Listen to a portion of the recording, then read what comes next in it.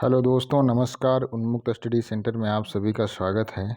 हम लोग अशोक के शिलालेख पढ़ रहे हैं, जिसमें आज हम लोग उसका 9वां दीर्घ शिलालेख पढ़ेंगे। ठीक है। और इसके पहले हम लोग 8 दीर्घ शिलालेख पढ़ चुके हैं। आप हमारे चैनल के प्लेलिस्ट में जाकर आप देख सकते हैं।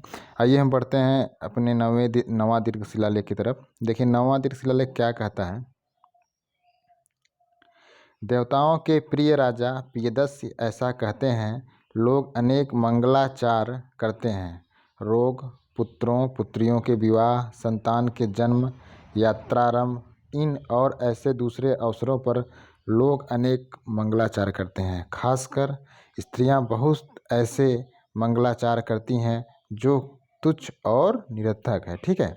तो कहते हैं कुछ बहुत से अवसरों पर व्यक्ति या स्त्रियां ऐसे मंगलाचार करती हैं जो तुच्छ और निरर्थक है।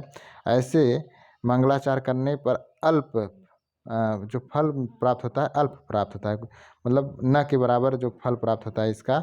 लेकिन एक मंगलाचार जो अत्यंत महत्वपूर्ण है वह है धम्म का। उन्होंने बताया कि धम्म का मंगलाचार जो है बहुत ही महत्वपूर्ण है।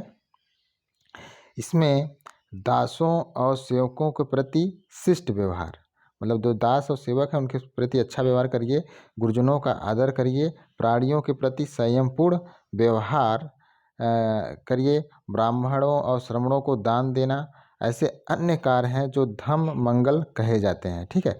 इसलिए पिता, पुत्र, भाई, स्वामी, मित्र, परिचित व्यक्ति और पड़ोसी को कहना चाहिए, यह पुण्य है। ठीक है।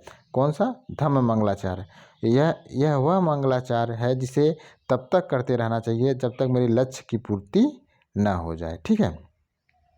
इसी से जुड़ा हुआ 2 और पाठ है, कालसी पाठ और हमारा गिरनार पाठ है। और इसमें कालसी पाठ में देखिए इसे जुड़ा हुआ कहा गया है, कालसी पाठ या उन्हें स्वयं से कहना चाहिए, दूसरे मंगल कार्य संदिग्ध फल वाले हैं। संभव है उनसे लक्ष्य प्राप्ति हो या न हो। ठीक है। जो अन्य मंगल का कार्य है वो क्या है? वह संदिग्ध फल वाले हैं। उससे आपको फल भी प्राप्त हो सकता है, नहीं भी प्राप्त हो सकता है।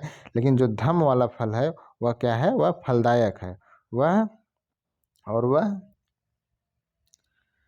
सिर्फ इस लोक में ही फलदायक है। लेकिन जो धम्म है हर समय फलकारी है। क्योंकि अगर इस जीवन में अभिष्ट उद्देश्य की सिद्धि भी हो तब भी अगले जन्म में अनंत पुण्य प्राप्त हो सकता है। लेकिन अगर इस जीवन में अभिष्ट उद्देश्य पूरा हो जाए तो 2 लाभ होते हैं, क्योंकि धम्म मंगल द्वारा इस जीवन में अभिष्ट उद्देश्य की सिद्धि और परलोक में अनंत पुण्य की प्राप्ति होती है। ठीक है। इसी प्रकार गिरनार पाठ में देखिए क्या कहते हैं। वह यह भी कहते हैं कि दान देना अच्छा है, लेकिन धम्म के दान या धम्म के अनुग्रह के समान कोई दान अनुग्रह नहीं है। इसलिए मित्र, बंधु, संबंधी, सहयोगी को हर समय यह उपदेश देना चाहिए, यह कार्य करना चाहिए।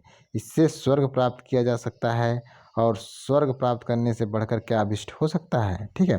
तो जो और दान हम देते हैं वो दान क्या है? वह तुच्छ है। लेकिन जो धम्म के दान है या धम्म के अनुग्रह के समान और उससे बड़ा दान कोई हो ही नहीं सकता। ठीक है।